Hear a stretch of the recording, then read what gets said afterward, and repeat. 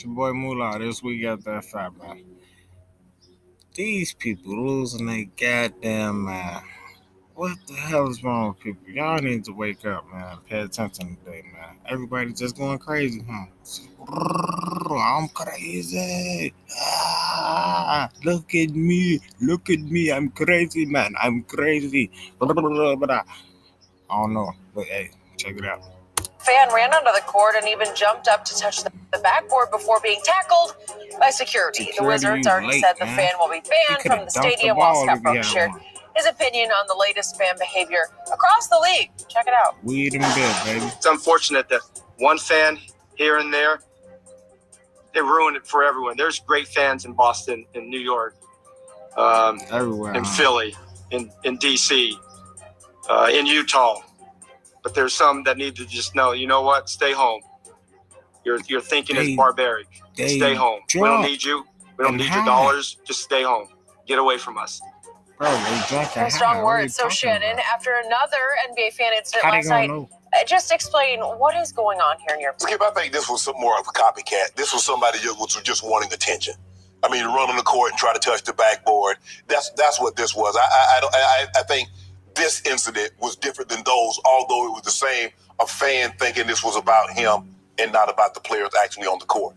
But this is what you get, so I'm not surprised that, fans, a lot of times, everywhere you go, Skip, no matter what sport, we got the best fans. Cowboys say we got the best fans. Steelers say, no, we got the best fans. Packers say we got the best fans. Well, Boston said we got the best fans. OKC said we got the best. So everybody believes. And so the fans like, okay, well, if you got the best, what makes y'all so good? I mean, we can get rowdy. Yeah. The Knicks, because for the longest, it's been so long since the Knicks have had a playoff game.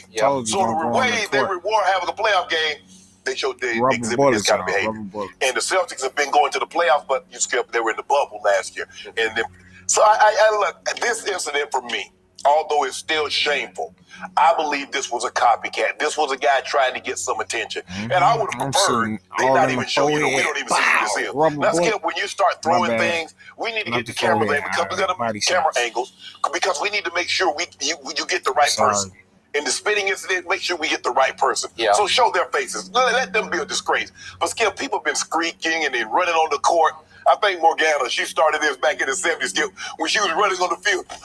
The kissing bandit. When she was running on the field, kissing, dodging pitchers and players and things like that. So she might have been the first one to start this. Yeah. And then it's gone from there. But I think this situation is different than the other three because I don't know if this had anything to do with hatred or dislike or anything like that. This was a guy that was just seeking attention, running on the court. And so I judge this as different, but the behavior is still abhorrent because you don't need to be on the court. You didn't pay to get on the court. You don't pay to get on the field. You pay to watch the game and be entertained and hopefully your team win. But if they don't, you're like, okay, go home and don't be a jackleg and run on the court or throw things. Yeah. Is it possible this fan was inspired by all the media attention? Yes. Focused on each of the other three incidents? Yep. Maybe. Yep. At least this wasn't malicious intent. Right. This wasn't threatening to players, I don't think. Need 100 million views. He got a running start, ran all the way down through the box seat area and leaped and hit. I think he just tried to touch the backboard. Okay. He didn't have he couldn't get it. No, and then he got tackled by security, and that was the end of that. Well, to keep this in context of your sport, how many times since the 70s have we seen streakers in your games? Like some guy's going to run out with no clothes on and just try to streak and out. It happened in the Super Bowl, remember? It's happened many times. Mike Curtis tackled one with the old Baltimore Colts. He did. So that's not new. Right. And I'm trying to think of, the one good thing about the NBA, we haven't seen a lot of fans onto the court. No. Do you remember back in... what was the date? It was March of 2013. You don't LeBron was need back in no Cleveland with the Heat, and a kid, just a crazy LeBron fanatic, came out on the court with a LeBron T-shirt on that said, "We miss you. Come back in 2014." Well, he wanted to, but he wanted to tell him face to face. Wish you come would back, and before he could even talk to LeBron, obviously he got drafted. On the Titantron. But there was no malicious intent. And Ron said he didn't feel threatened. He did not. And LeBron actually feeling like they gonna do it. Disappointed he didn't get to say a quick word to the kid like thank you or whatever because it was over fast. You got it.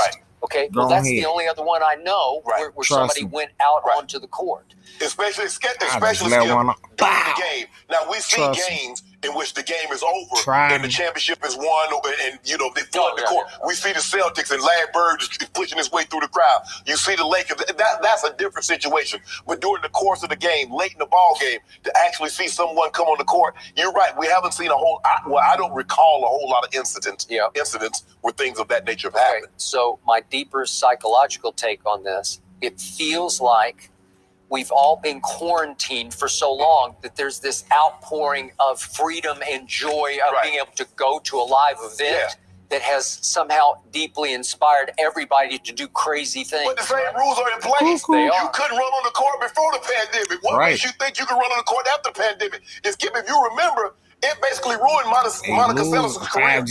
That guy jumped on the court, stabbed in the back, and she was never the same. So you don't know. I'm glad you brought that up. I thought about it, and then I was saying I can't bring that up since you broached. That was 1993. She was top-ranked in the world. She was in Hamburg playing Steffi Graf, and a psycho crazed Steffi fan decided he needs to eliminate her. And the changeover benches were right up against the first row, which is that they've changed that since. But this is good context for the NBA because we haven't had anything remotely like this. But he went after her with the knife with the hands. Fortunately, it didn't badly hurt her, but it damaged her psychologically. She was gone for 2 years. Yeah, she was really never the same. Because prior to that, they couldn't see her. Nobody could touch her. And Steffi Graf, with that time, Skip, she was dominant. Obviously, Martina was still around, but they couldn't. They could. Gabby Sabatino, none of them. They couldn't see this girl. She was going to be it. And he's like, nah, we're not ready for Steffi to go. And he did that. So, Skip, the context is we haven't had that. Okay, so we had a popcorn pouring incident, which we despise. And then we really despise the spitting incident because it's the ultimate sign of display of disrespect. And then it got dangerous with attempted assault on the thrown water bottle. Some people say it was empty. It looked like it had water. Yeah, it looked like, for you to throw that, Skip, I don't know if how high, he was way up there. And he's charged. And I hope he's prosecuted to the full extent of the law. When they say that, they're going to say the bottle was a deadly weapon. Yeah. Okay. So, well, I buy that. Okay. But Skip, when someone runs out there or someone, is right there, you don't know what their intent are. Now, we can say, Skip, it doesn't look like he just wanted to touch the backboard. He just wanted attention. Well, you wouldn't have known that while he was sprinting down through the box seats. Exactly. Dwight seemed unfazed by it. Dwight's like really close, like looking at it like, you a big fool. And so, you like you said, Skip, at the time when you're going through an event, you don't know what's on a person's mind. If someone's, yelling and screaming right there, you don't know what a person's going to do. Would I like the security to be so good that he wouldn't have ever gotten to the basket? Because I don't know, Skip. I don't know what he was thinking. I don't know if the security guard, because normally, Skip, they're facing out. So they're looking at the crowd to make sure. So I don't know what he was thinking that he let it run past him. So he might... Hopefully he don't lose his job because he was sleeping at the wheel. Little asleep at the wheel. I mean, he got him before he actually got out on the floor. But to your point, I think he was just showing off. And hoping he could show out in the wake of all these incidents where the spotlight is on the crazed fan. For a second, Skip, I thought, they're going to run the half court? Because it looked like he was going to run the half court. Yeah, I didn't see that. He would try to touch the backboard. Okay. But this is copycat, Skip. He saw all the attention that the other guys got. He's like, I want a little bit of that too. I'm going to say this one last time. The NBA is the greatest viewing experience in sports to me because it's so intimate and you can get so close. You can hear the trash talk. You can just about smell the sweat if you've got one of the court sides. And I hope that doesn't change because it is great. And I hope these are just rotten apples, just one a night. And I hope it calms down and goes away at least for a while. So do I. That's a really good point, Skip, because it is a privilege to have that access and to sit up so close and be a part of it. I like what Scott Brooks said. Something gonna pop off tonight, y'all. Watch. Let the Phoenix lose. Something gonna pop off in Arizona, wherever they at. Yeah, Arizona. Something gonna pop off in Phoenix. Bow. It's your boy Moolah. They about to get them rubber bullets and them electrical gates and some tasers, some pepper spray, some smoke bombs. Send it up. It's gonna be a delayed game around here. You keep playing with me. Keep playing with me. It'll be a delayed game. I'm telling you. Whatever. I don't care what you want to call it. This is your boy Moolah. This week after 5. We'll be back with another one. I'm out of here.